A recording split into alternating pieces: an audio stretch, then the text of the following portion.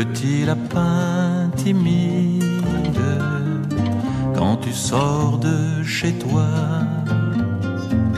dans la forêt humide, regarde au moins 2 fois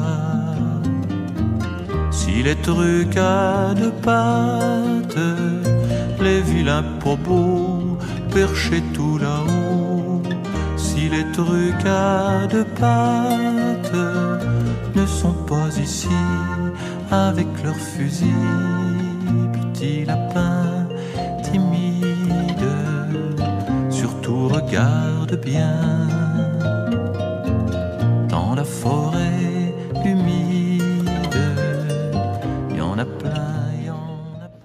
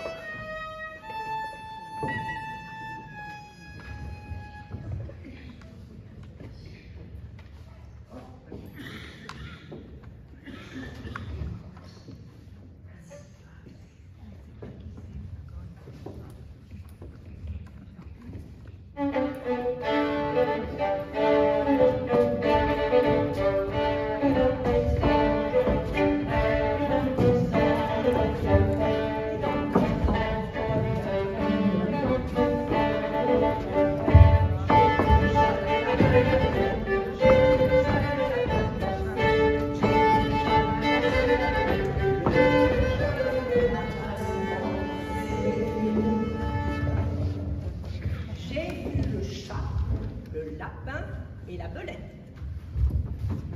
Du palais d'un jeune lapin, Dame Belette, un beau matin, s'empara.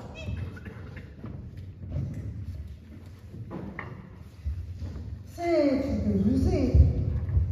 Le maître étant absent, celui fut chose aisée. Elle porta chez lui ses pénates un matin qu'il était allé faire l'eau à l'aurore sa cour, parmi le thym et la rosée.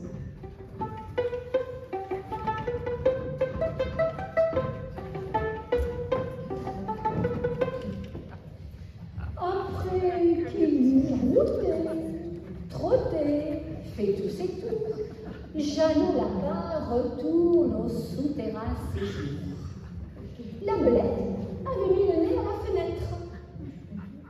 Voilà, dieux hospitaliers, que vois-je ici paraître? Dit l'animal chassé du paternel logis. Voilà, madame la belette, que l'on déloge sans trompette, où je vais avertir tous les rats du pays. La dame nez pointu lui répondit. La terre était au premier occupant. C'était un beau sujet de guerre. Qu'un logis, où lui-même il n'en fait qu'un rempart. Et quand ce serait un royaume, je voudrais bien savoir quelle loi en a pour toujours fait l'octroi à Jean, fils ou neveu de Pierre ou de Guillaume, plutôt qu'à Paul, plutôt qu'à moi. Plutôt que moi. Qui es-tu, petite fille? Je suis Perrette d'Aletière. Où vas-tu? Où vas-tu? Je viens d'un livre de Monsieur de La Fontaine.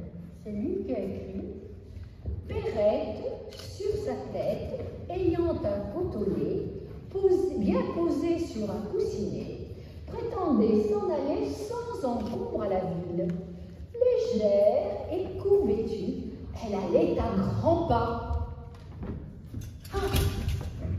Oh, oh mon lait, oh mon lait. Que va dire monsieur de La Fontaine? Oh, attends. Mais tu te trompes de fable. Je me suis trompée de fable, je me suis trompée de fable. Que va dire monsieur de La Fontaine? Elle est jolie, Pérette. Oui, mais quelle sotte. Elle nous fait perdre notre temps. Jean Lapin allégua la coutume et l'usage. Ce sont leurs lois qui m'ont de ce logis, rendu maître et seigneur, et qui, de père en fils, l'ont de Jacques à Simon, puis à moi Jean transmis. Le premier occupant, est-ce une loi plus sage? Sans crier davantage, rapportons-nous à Raménadrovis.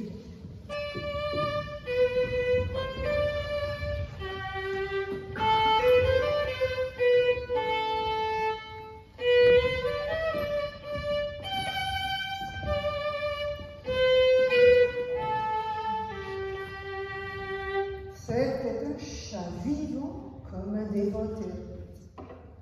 Un chat faisant la chatte d'État. Un symptôme de chat, bien gras, gros, bien fourré. Arbitre expert sur tous les cas. Jean Lapin pour juge l'agréé. Les voilà tous deux arrivés devant sa majesté fourrée. Grippe-Minou leur dit: Approchez, approchez mes enfants.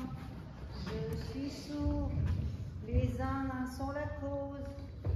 L'un et l'autre approchant, ne craignant d'une chose.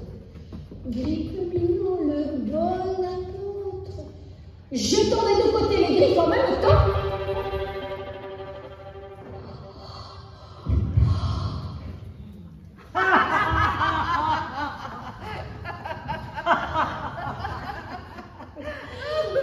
Vous avez oui, oyez, le chat arrive.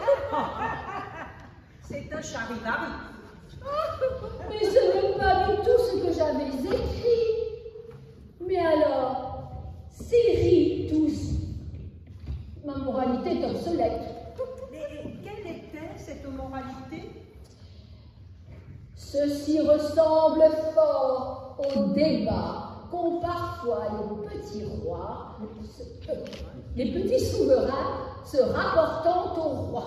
Mais monsieur de La Fontaine, c'est une vraie critique politique. C'est beaucoup trop sérieux pour un après-midi festif. Ah, tu as raison. Rions donc.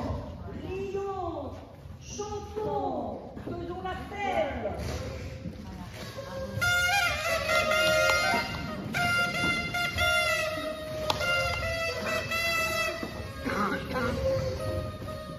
La Fontaine, tu avais promis. La Fontaine lui avait promis De faire rire nos amis. de faire rire nos amis. Ça n'a pas bien marché. Ils n'ont ri qu'à moitié.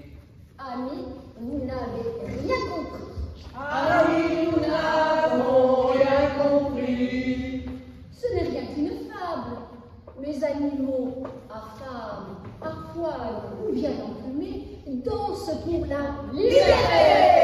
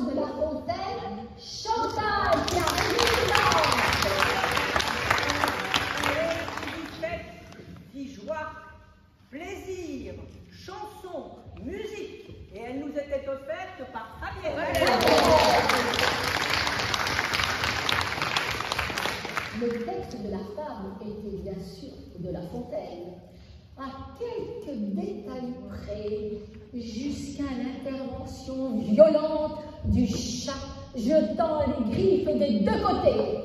Parce que Jacqueline nous avait dit, il faut que ce soit festif. On ne pouvait pas terminer par un double meurtre.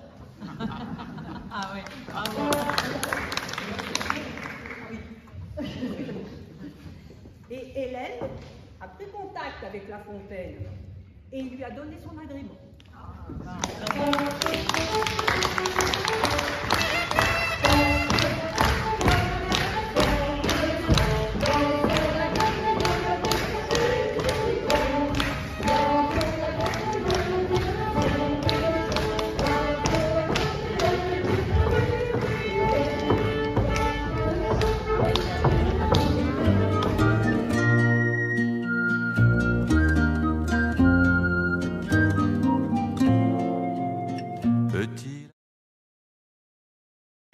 Et maintenant, un pot pourri.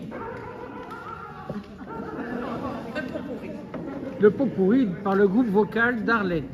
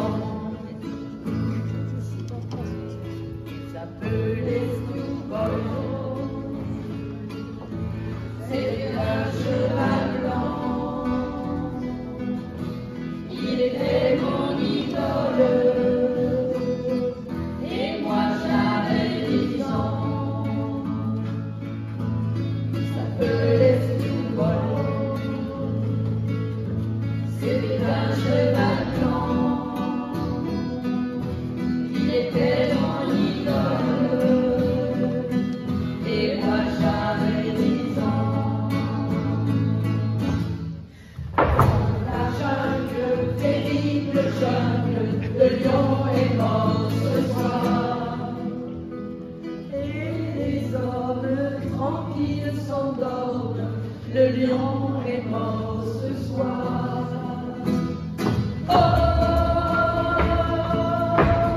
Oh oui, Corée.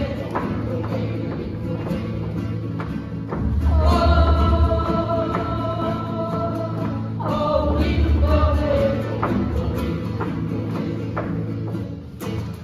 Des sages dans le village, le lion est mort ce soir.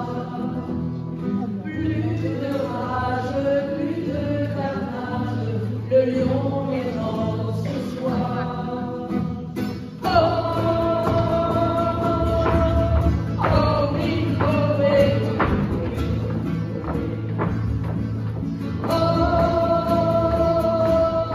Oh oui, Corée.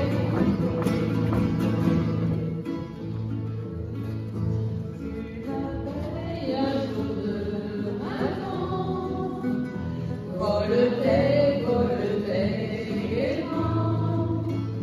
sur la rose brillait en fleurs, dont si douce est l'odeur. Au pied de la bruyère en fleurs, une pauvre chenille en pleurs regardait voler dans le ciel la petite et son miel. Et sur une bruyère en fleurs, notre abeille a donné son cœur.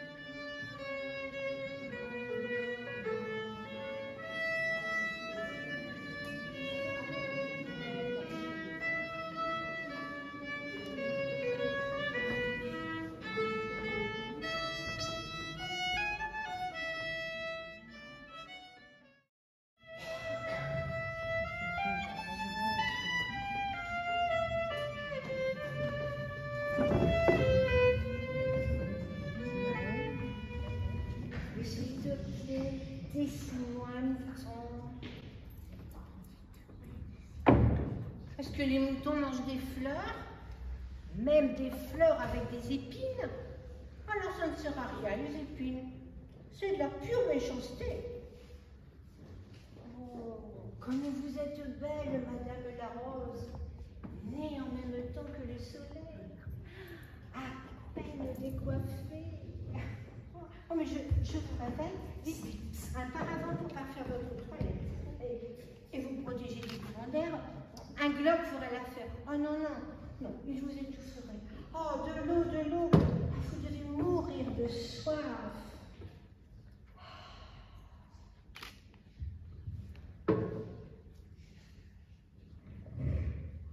Vous abonnez.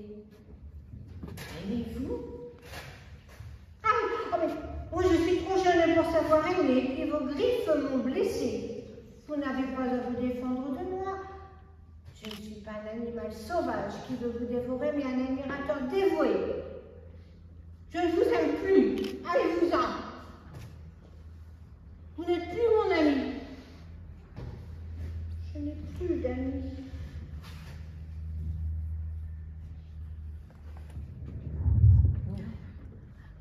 Bonjour. Oh, bonjour. Oh, est-ce que tu veux venir jouer avec moi? Je suis tout seul, je suis tellement triste. Je ne peux pas jouer avec toi. Je ne suis pas apprivoisée. J'ai peur des hommes. Ils ont des fusils. Ils me chassent. Mais moi, je cherchais des amis. Tu n'es qu'une enfant. Si tu m'apprivoises, nous serons uniques l'un pour l'autre et nous aurons besoin l'un de l'autre.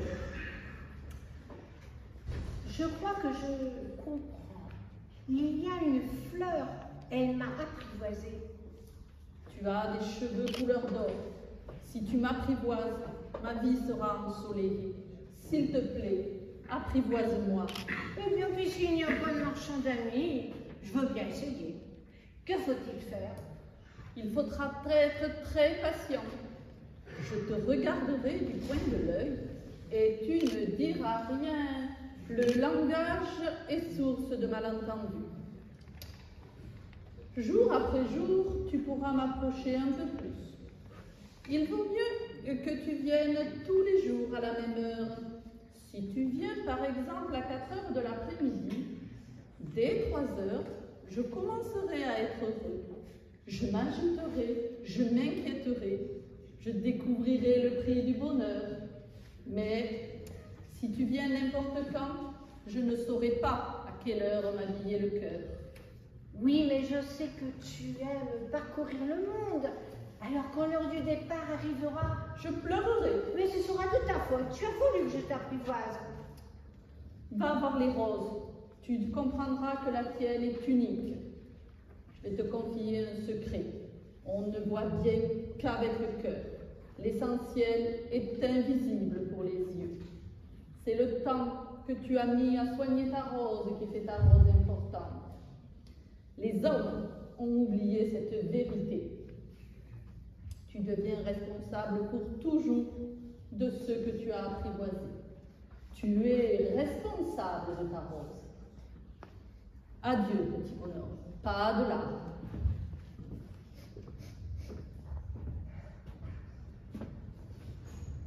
Alors je vais parcourir le désert. Mes yeux sont aveugles, m'a dit mon ami le renard. Je vais chercher avec le cœur. L'eau, par exemple, celle du puits, est comme une musique à cause de la corde et de la pluie. Qu'il est doux le soir de regarder le ciel. Et si tu aimes une fleur qui est sur une étoile, alors toutes les étoiles sont des fleurs. Pour le voyageur, les étoiles sont des guides, donc les fleurs sont les lumières de notre vie. Regardez le ciel et demandez-vous, le mouton, oui ou non, a-t-il mangé la fleur? Et vous verrez comme tout change et aucune grande personne n'y comprendra jamais rien. Oh, s'il te plaît, dessine-moi un mouton.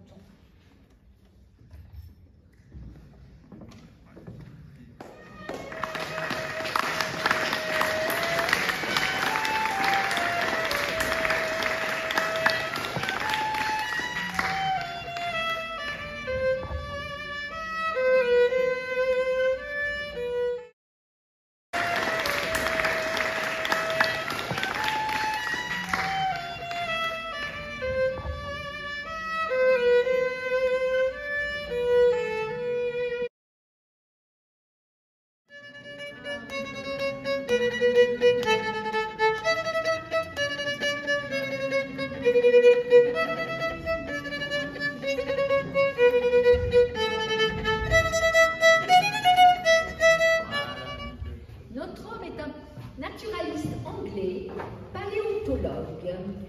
Pensez-vous à quelqu'un?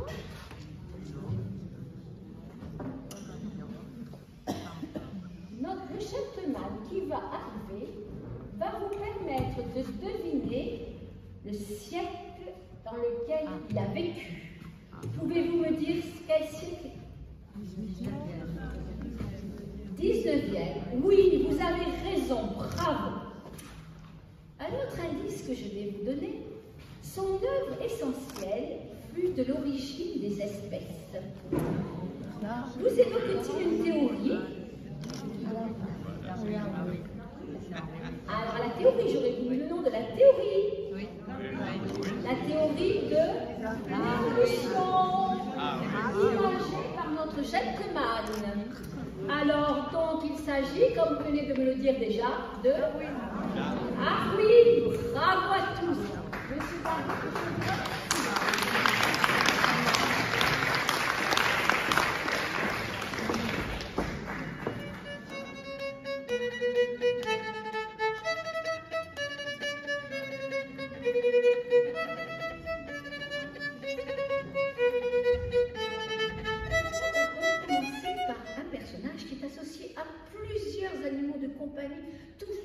Je suis très bizarre.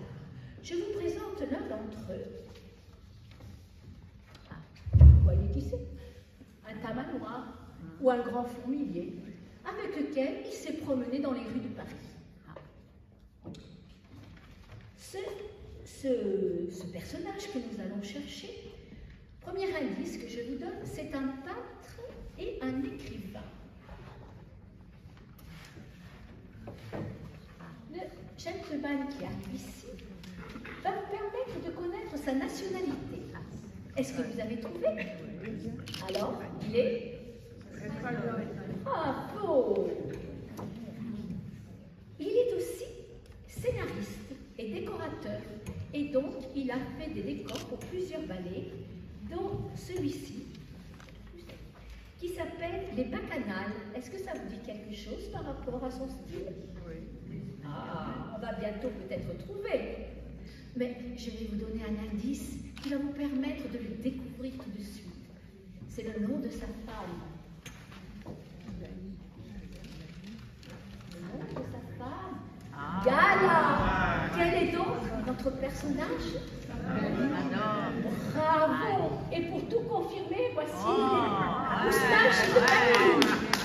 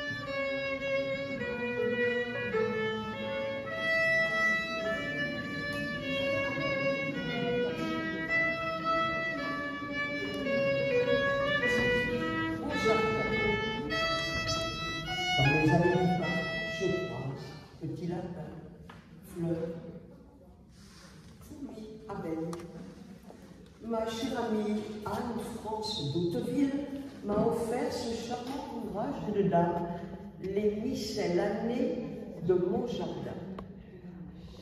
Les Miscellanées, un titre, je sais, oui, un titre un peu désuet, mais si délicat. Miscellanées. Les miscellanées sont ces mélanges d'écrits scientifiques, littéraires et humoristiques, à déguster sans modération. Par exemple, il existe des insectes allumeurs et allumeuses. À la nuit tombée, alors que les humains continuent de se raconter leur vie autour de la table, de petites lumières s'allument dans la nuit. Les lucioles brillent pour plaire. Ces petits coléoptères en forme de verre mou, d'environ 2,5 cm, les femelles un peu rondouillardes, restent à terre. Les mâles, eux, ont des ailes. Les deux sexes disposent sur le ventre d'un organe photogénique qui lance des éclairs. Leur couleur, leur rythme, leur intensité sont des signaux aussi clairs qu'un alphabet. Le mâle en vol clignote. La femelle en bas le flash. Il plonge et ce qui suit appartient à leur vie privée. Il y a pire. La femelle, une fois fécondée, a faim. Alors elle envoie un flash emprunté à une autre espèce. Un mâle se pose. Elle se jette sur cet étranger inutile et le déguste. Elle sait imiter les signaux de plusieurs espèces différentes, sachant qu'à l'arrivée, toutes les protéines se ressemblent. À tout à l'heure pour les miscellanies.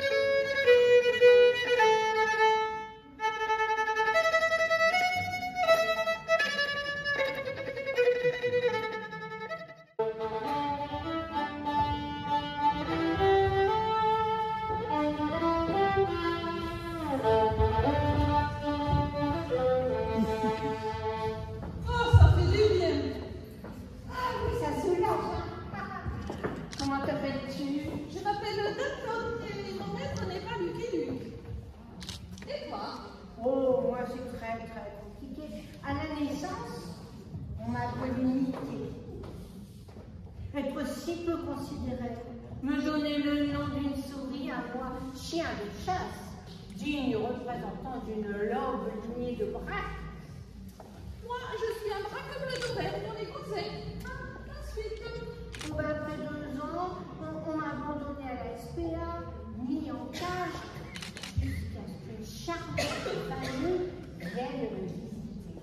Et là, ce fut, le coup de foudre réciproque. J'ai de nouveau une maman, un papa, une grande sœur et une petite, dont les tombées d'assiette dont la chaise haute sont délicieuses.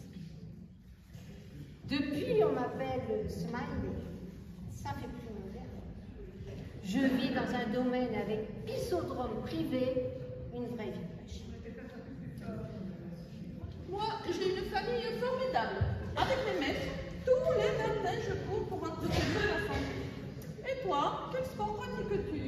Moi, dès que c'est possible, je promène papa dans notre jolie campagne. Tous les deux, on fait du canicross, activité très à la mode.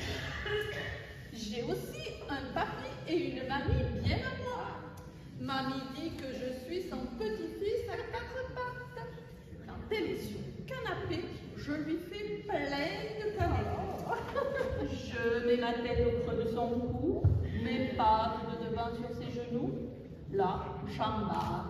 Délicatement, je glisse une patte arrière sur le canapé, puis la seconde, et je m'étale de tout mon long sur les coussins moelleux. Heureux, puis heureux. Avec papy, on promène à pied. On dresse la tête, les épaules. On n'est pas peu fiers. On frime. Moi, j'ai 2 mamies et 2 papis. Mais loin de ma chère famille, je déprime.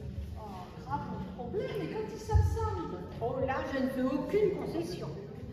J'ai toujours tellement peur d'être de nouveau abandonnée.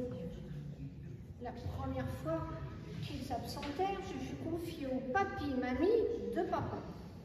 Ils sont sympas, je suis très bien, sortie à volonté, et tout. Mamie me prit sous son aile. Mais dès qu'elle disparaissait, je stressais. Et je faisais pipi sur le parquet. Alors papy il a dit, on ne peut pas le garder. Et il vient me rechercher. Et cette fois, je suis confiée au papy et mamie de maman. Là, c'était une maison. Donc, pratique. Mais une maison à étage. Alors, le soir, ils disparaissaient tous en haut. Moi, je les restais plus seule en bas. Bah moi, j'ai pleuré. J'ai pleuré. Et papy a dû descendre à ma table pour dormir avec moi dans la cuisine. Ils n'ont plus jamais voulu retirer l'expérience. Moi, mon problème, ce sont mes babines. Des babines? Je bave quand je désire une denrée rare et succulente. Par exemple, le fromage. Ah, le fromage. Quelle gourmandise! Mais il me faut attendre la fin du repas. L'odeur, mon Dieu, l'odeur, c'est insupportable. Mon désir est tel que je bave abondamment. Vite, du papier absorbant dans ton bave. On passe la serviette. Puis ça coule, ça coule. Je ne peux rien y faire. Ils n'ont qu'à me satisfaire. Eh oui. Heureusement, papa m'appelle. Oh, tellement. Délicatement, j'attrape le premier petit morceau de fromage. De la gueule au gosier. Quel délice. Un second, un troisième. Je ne compte plus. Jusqu'à ce que papa dise, ça suffit pour ce soir. Heureux, je suis heureux. Mais je vois que tu es très gâtée. Et moi, je vis d'amour. Je suis le prince des cœurs. Un conte de fées, j'adore.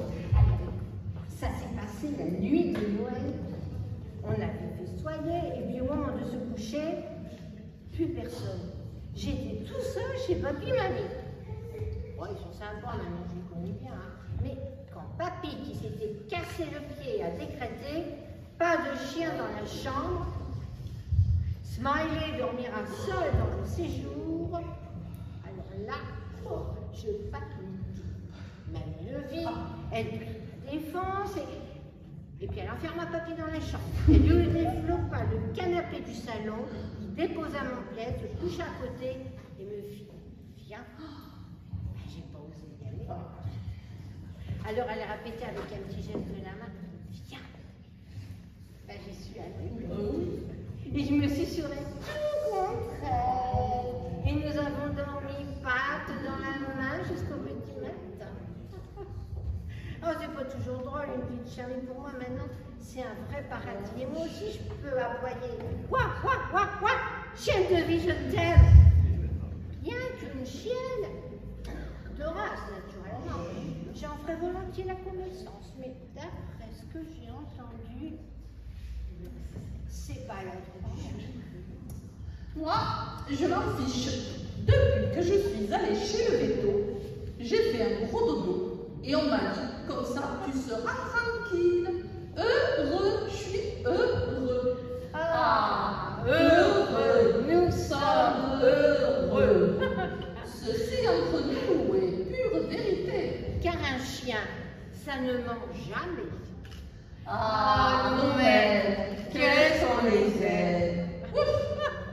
Ce qu'on nous appelle.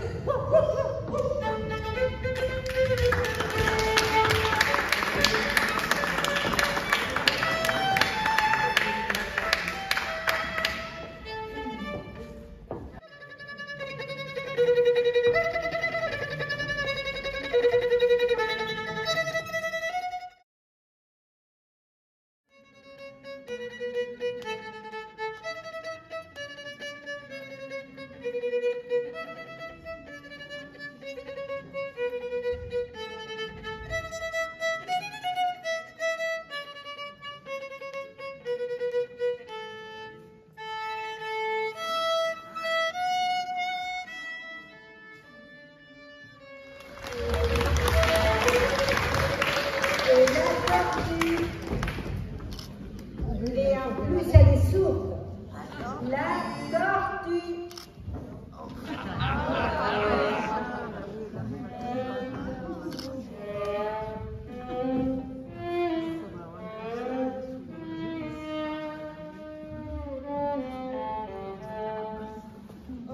Vous le savez, le lièvre se vante d'être l'animal le plus rapide de nos forêts.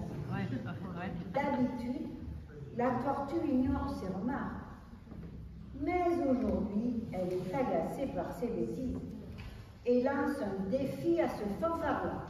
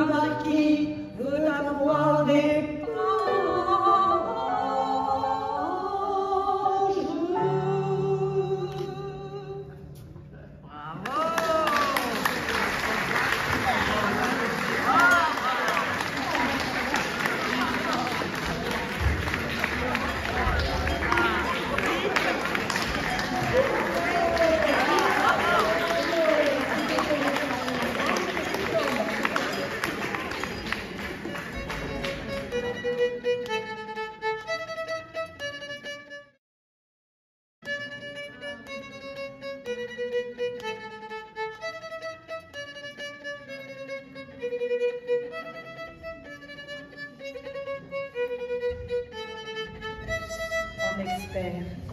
Dans l'Antiquité, avec Postillon maudit. Bonsoir. J'ai pris mes quartiers d'hiver dans mon hôtel particulier de Saint-Germain-des-Prés.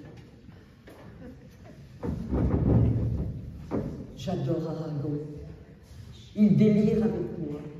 Il m'a écrit un délire. Il va parler de fourrure, de tout un tas de fourrures, et surtout, il m'a fait un exercice de prononciation. Je ne suis pas sûre d'arriver au but. Vous verrez. Donc, délire d'Aragon à propos des pas si bêtes que ça. Voulez-vous, parlons d'autre chose. Il y a des esprits moroses, des esquimaux et des échymoses. Desnos se disait des Moseski. Il neige sur les Mosanski. Desnos ne vous a pas tout dit. Dit tout, ni pourquoi les jolis chatons vont à Château. Il faut prendre à petite dose les lapins animaux composent dans les bois de fausses recours. Il y a des gens simplistes devant la gare de l'Est qui reprochent aux cyclistes d'être lestes. Un camelot vend de la crème à raser, boulevard du crime, tandis qu'à maquiller les brèmes, un macoro s'escrime. C'est un sale métier que de devoir sans fin, n'étant coupeur de bourse, bonneteur, charlatan, monte en l'air, aigre fin, vendre la peau de l'ours. À Paris, les fourreurs écrivent en anglais, selon d'anciennes mœurs, le mot first, que la rime enseigne, s'il vous plaît, à mieux prononcer first. Cela n'attire plus les clientes blasées par ces temps de bebop. Et si le lapin russe ou le motin frisé sont tristes dans leurs échoppes, la martre zibeline, allez, c'est plus joli sur Madame en Paccard que dans le paradis chlorobenzène qui remplit le nez et nos placards. On demeure parfois des jours entiers tout seul dans sa boutique quand on est fourreur. Et cette odeur de peau qu'il faut que vous sentiez n'est pas forcément romantique. Le possum, à la fin, c'est tout aussi lassant que la loutre marine. Oh, qui dira l'ennui qui prend le commerçant derrière ses vitrines. Je me dis, caressant mes descentes de lit, mes manchons, mes écharpes, qu'il ne faut pas céder à la mélancolie et se joindre aux escarpes, qu'un magasin vaut mieux que de faire en prison des chaussons, et qu'il vaut mieux brosser 100 fois les manteaux de vison que buter les rentières. Mieux lustrer le renard que d'aller proposer l'héroïne à temps l'once. Mieux chez soi demeurer où sont entreposés le castor et le sconce. Et puis, qu'on ait vendu ou non son chinchilla, son hermine ou son phoque, il vous reste tout de moins cet amer plaisir-là. Et Dieu sait si en ce moment c'est intéressant. Vitupérer l'époque. Vous direz ce que vous voudrez, mais le progrès, c'est le progrès. Bonsoir.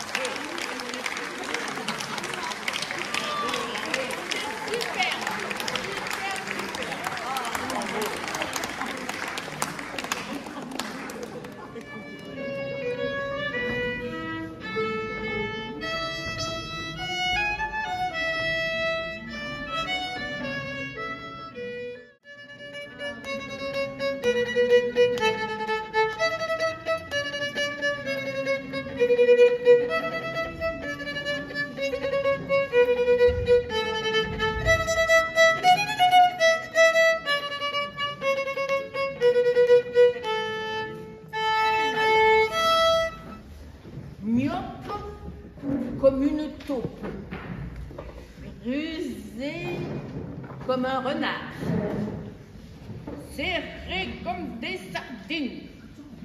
Les termes empruntés au monde animal ne se retrouvent pas seulement dans les fables de La Fontaine, ils sont partout. La preuve que vous soyez fier comme un coq, fort comme un bœuf, têtu comme un âne, malin comme un singe, ou simplement un chaud lapin. Vous êtes tous, un jour ou l'autre, devenus chèvres pour une caille aux yeux de biche. Vous arrivez à votre premier rendez-vous, fier comme un pain, frais comme un gardon, et là, pas un chat. Vous faites le pied de grue, vous demandant si cette bécasse vous a réellement posé un lapin. Il y a anguille sous roche. Et pourtant, le bouc émissaire qui vous a obtenu ce rencard, la tête de linotte avec qui vous êtes copain comme cochon, vous l'a certifié. Cette poule a du chien, une vraie panthère. C'est sûr, vous serez un crapaud mort d'amour. Mais tout de même, elle vous traite comme un chien. Vous êtes prêt à gueuler comme un putois. Quand finalement, la fine mouche arrive. Bon, vous vous dites que 10 minutes de retard, il n'y a pas de quoi casser 3 pattes à un canard. Sauf que la fameuse souris, malgré son cou de cygne et sa crinière de lion, est en fait aussi plate qu'une limande, myope comme une taupe. Elle souffle comme un phoque et rit comme une vache. Une vraie peau de vache, quoi. Et vous, vous êtes fait comme un rat. Vous roulez des yeux de merlan frit, vous êtes rouge comme une écrevisse, mais vous restez muet, comme une carpe. Elle essaye bien de vous tirer les vers du nez, mais vous sautez du coq à l'âne et finissez par noyer le poisson. Vous avez le cafard. L'envie vous prend de pleurer comme un veau ou de verser des larmes de crocodile, c'est selon.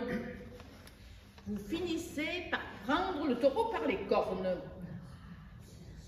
et vous inventez une fièvre de cheval qui vous permet de filer comme un lièvre. C'est pas que vous êtes une poule mouillée, mais vous ne voulez pas être le dindon de la face.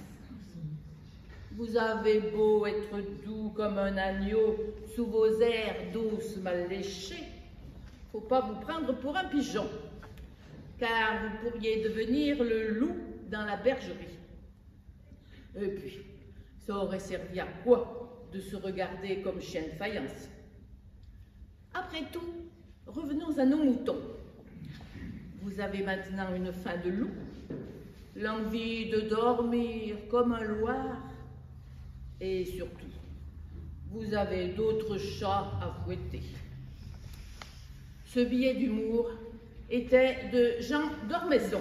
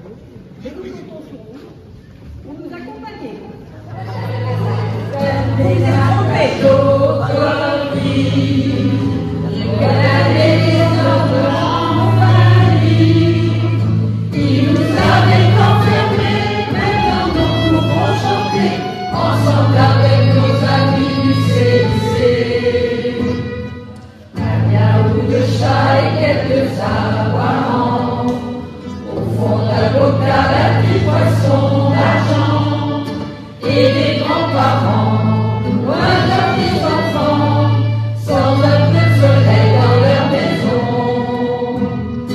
C'est ce que vous diront quelques rentiers grincheux, des crapauds au bord de l'étendue de la mare, attendent les grenouilles désespérément, mais au CIC c'est plus marrant.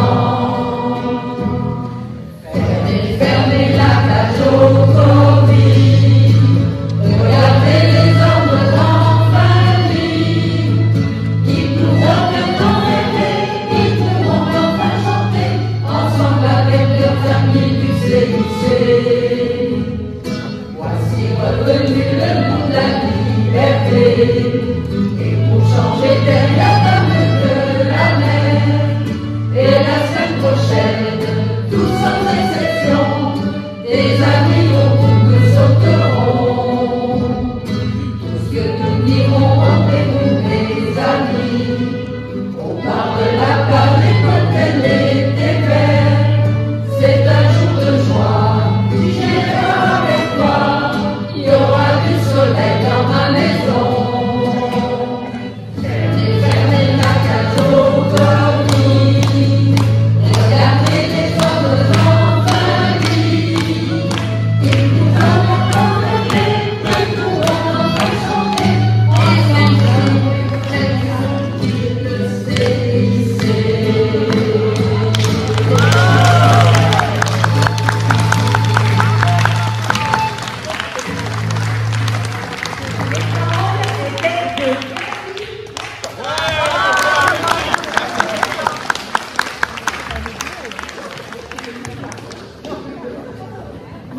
Alors, nous espérons que vous avez apprécié notre spectacle. Ah ouais. C'était pas très au point, et pourtant on a eu plus de 2 ans pour le préparer. C'est peut-être trop. Alors, un grand merci à tous ceux et à toutes celles qui ont contribué à sa réalisation, les comédiens et les comédiennes que vous avez pu applaudir, mais aussi les techniciens, les vidéastes, attendez, j'ai oublié quelqu'un, les décorateurs, et en particulier Françoise, qui se cache, qui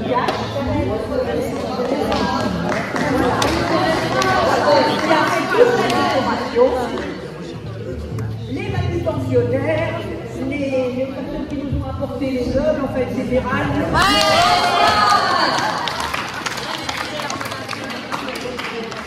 Les costumières, j'ai sûrement oublié quelqu'un. Enfin, en tout cas, tous alors, bien entendu, nous remercions également nos 2 musiciens. Alors, Fabienne, que j'ai déjà eu le plaisir de vous présenter.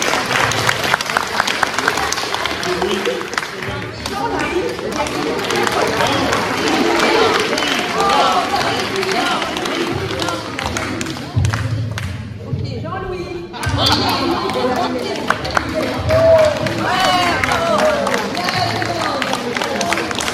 Et bien entendu, on ne pourrait pas faire une fête du CIC si on n'avait pas notre Arlette à la guitare.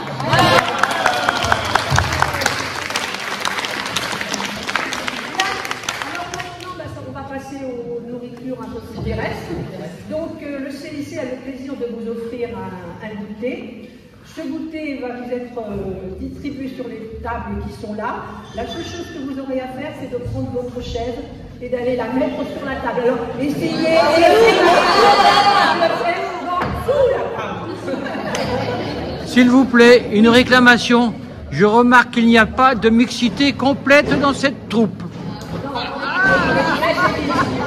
Allez,